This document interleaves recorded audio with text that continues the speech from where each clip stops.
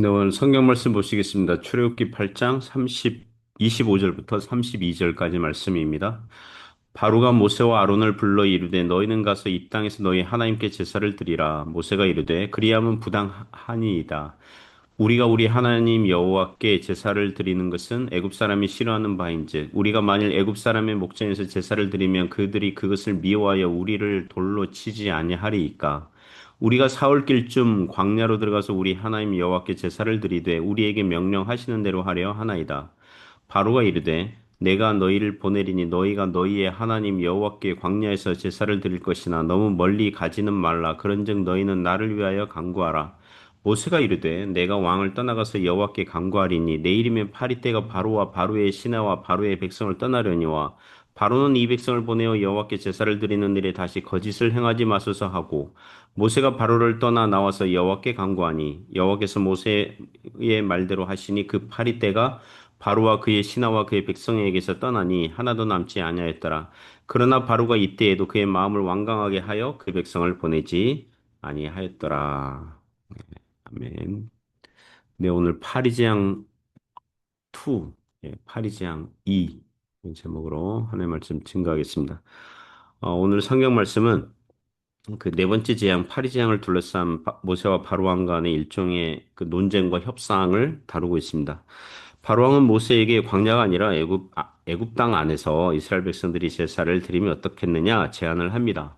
모세가 거절하니까 뭐 그럼 어쩔 수 없이 이스라엘 백성들을 광야로 보내겠다 약속을 합니다만 정작 파리재앙이 멈추니까 도로 완고하게 되었다 이런 태도를 보여줍니다. 본문에 나오는 바로왕의 태도는 오늘날 믿음이 없는 사람들이 교회 문을 한두 번 노크를 하다가 교회 예배를 참석해 보거나 또는 기독교 신앙을 가질까 고민하다가 다시 뒤로 물러나서 완고하게 되는 사람들의 모델이라고 볼 수 있습니다. 하나님 만나려면 어떻게 해야 됩니까? 몇 가지 교훈으로 은혜를 나누고자 합니다. 첫 번째는 하나님과 협상하려고 해서는 안 되죠. 하나님과 협상하려고 해서는 안 되죠. 25절부터 27절에서 교훈하죠.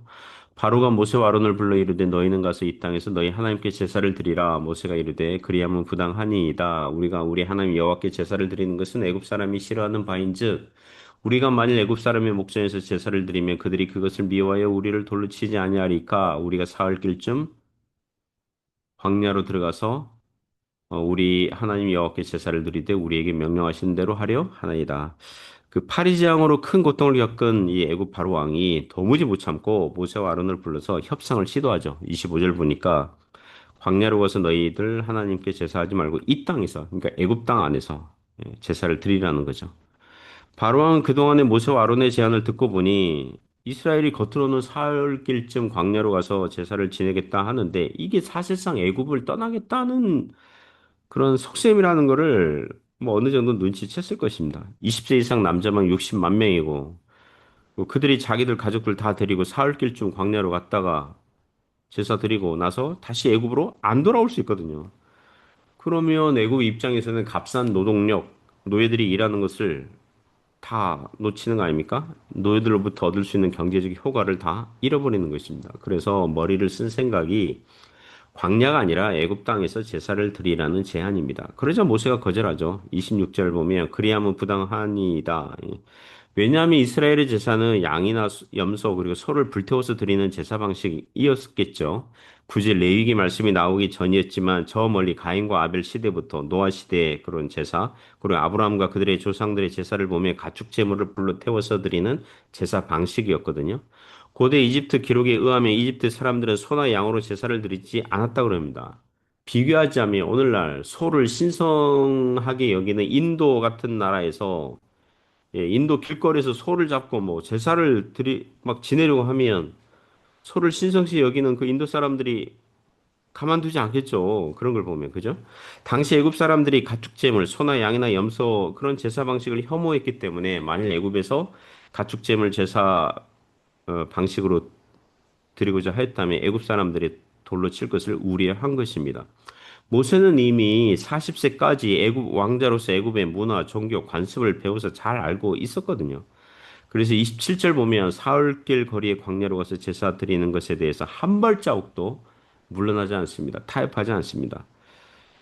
그리고 그것은 이미 하나님께서 모세에게 주신 말씀이거든요. 오늘날 전쟁을 협상하는 시도들이 있습니다. 그러나 협상이 쉽지 않죠. 러시아와 우크라이나 전쟁이 22년도에 발생했으니까 올해 5년 차에 접어들고 있습니다. 휴전 또는 종전 협상을 시도하는데 제대로 되지 않고 있습니다. 질질 시간 끌고 있습니다.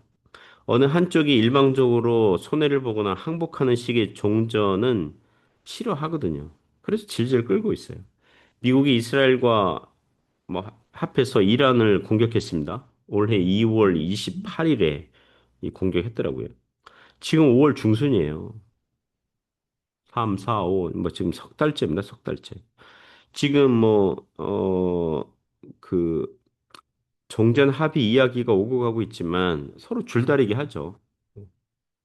자기 나라들이 그런 어떤 지도자의 욕심과 자존심, 또 국내 여론과 맞물려서 질질 끌고 있습니다.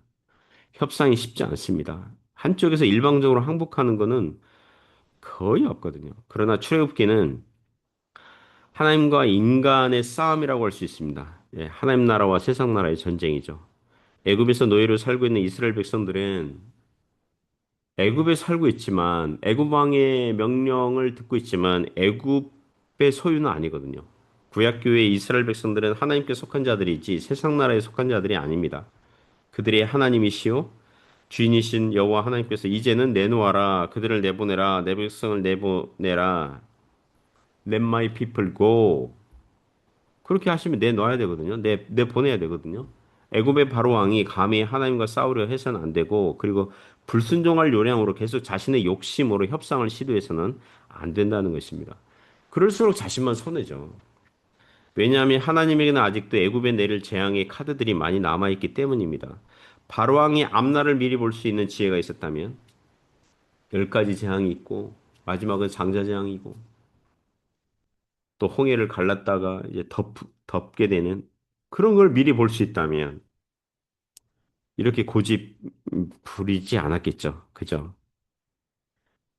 그러니까 이 네 번째 재앙 파리 재앙에서 이스라엘 백성들을 내보냈다면 애국 왕은 더 큰 피해를 막고 그나마 손해를 최소한으로 막았을 수 있었을 것입니다. 오늘날 자연인들이 믿지 않는 사람들이 계속 하나님 없이 살고자 계속 세상의 죄악의 즐거움을 누리고자 하나님과 싸우고 거절하고 또 협상하고 회개를 미루고 이러면 안 되는 거죠. 지금 아직 은혜를 주실 때 얼른 회개하여 돌아올 수 있는 은혜가 있길 바랍니다. 두 번째 교훈은 하나님 없는 사람은 미련하다는 거예요. 하나님 없는 사람은 미련하다는 것입니다. 28절부터 32절에서 교훈합니다. 28절에서 바로왕은 모세에게 항복을 선언하죠. 바로가 이르되 내가 너희를 보내리니 너희가 너희의 하나님 여호와께 광야에서 제사를 드릴 것이나 너무 멀리 가지는 말라. 그런즉 너희는 나를 위하여 간구하라. 항복 선언이죠. 예, 광야에서 제사를 드려라. 예. 그리고 그 이 파리 때 이게 떠날 수 있도록 기도해 달라. 예. 너희들 신에게 구해 달라. 뭐 이렇게 부탁까지 합니다. 바로 왕이 많이 겸손해지고 얌전해졌죠. 그래서 29절 보면 모세가 이르되 내가 왕을 떠나가서 여호와께 간구하리니 내 이름의 파리 때가 바로와 바로의 신하와 바로의 백성을 떠나려니와 바로는 이 백성을 보내어 여호와께 제사를 드리는 일에 다시 거짓을 행하지 마소서 하고 그래서 모세가 이제 기도하고 이제 파리 때는 떠나가는 거죠. 30절, 31절 보면 떠나갑니다. 모세가 바로를 떠나 나와서 여호와께 간구하니 여호와께서 모세의 말대로 하시니 그 파리 때가 바로와 그의 신하와 그의 백성에게서 떠나니 하나도 남지 아니하였더라. 그런데 32절 보니까 그러나 바로가 이때에도 그의 마음을 완강하게 하여 그 백성을 보내지 아니하였더라. 파리 때가 떠난 걸 보고 다시 마음이 완강해지. 이제 재앙이 끝났네. 다 지나갔네. 더 이상 이제 재앙이 없겠지? 이렇게 생각하면서 다시 마음을 완강하게 갖는 것입니다. 바로왕이 참 뭐랄까요? 참 거짓에 능수능란하죠. 예, 오리발 잘 내밀죠. 한국의 정치 뉴스들을 보면서 깨닫는 게 있습니다. 참 정치인들은 거짓말을 잘한다는 것이고요. 거짓말이 들통나도 눈 하나 깜빡이지 않는다는 거죠. 그리고 변명과 핑계와 둘러대기의 달인들이라고 할 수 있습니다. 저는 목회를 하면서 나름 많은 사람들을 만나봤습니다. 그 세상적인 시각으로 착하고 선량한 사람이에요. 좋은 사람이라는 주변의 평가를 듣는 사람이에요. 그러나 예수님을 믿는 일에는 아주 고집스럽게 믿지 않고 거절하고 냉정한 사람들을 봅니다. 그러나 반대로 예수님 믿는 사람들 중에는 세상적인 관점으로 볼 때에 거칠어요, 터프해요. 옛날에 껌 좀 씹었을 것 같은 사람이에요. 그런데 예수님 믿는 사람들이 있어요. 자, 둘 중에 누가 착하고 누가 겸손한 사람입니까? 성경은 천성적인 성품이나 타고난 기질로 따지지 않습니다. 예수님을 믿는 사람들이 언제나 심령이 가난한 자들이고 천국이 그들의 것이라고 합니다. 자신이 죄인이라고 인정하고 자신은 하나님의 은혜가 없이는 조금도 살 수 없는 자라고 인정하는 자들이 크리스찬들이고 심령이 가난한 자들입니다. 자신이 짊어진 짐이 수고하고 무거운 짐인 것을 인정하고 온유하고 겸손하신 예수님께 와서 참된 안식을 누리는 사람들이 착하고 겸손한 사람들이라고 성경은 말씀합니다. 바로왕처럼 말씀을 들을 것처럼 했다가 상황이 자신에게 유리하게 흘러가니까 다시 마음이 완고하게 변하는 사람들은 자신을 혹시 똑똑한 사람들이라고 생각할지 모르지만 실은 매우 어리석은 사람들입니다. 왜냐하면 앞으로 하나님의 재앙과 저주를 배나 더 받게 될 것이기 때문입니다. 전도서인데. 내가 깨달은 것은 오직 이것이라 곧 하나님은 사람을 정직하게 지으셨으나 사람이 많은 꾀들을 낸 것이니라. 하나님께 겸손하게 회개하고 항복한 사람들은 겸손한 사람들이고 지혜로운 사람들이라는 거예요. 그러나 자기 꾀를 의지하고 사는 사람들은 헛똑똑이죠. 헛똑똑이. 혹시 바로왕처럼 세상 지위에 제일 높은 곳에 올랐거나 세계 최고의 부자가 되거나 가장 많은 힘을 가졌는지는 모르지만 천국에서는 그들에게 줄 수 있는 조그만 자리도 없는 것입니다. 지옥의 형벌 장소가 그들의 최종 자리가 될 것입니다. 하나님의 말씀과 명령을 어기면서 행복한 사람은 아주 없습니다.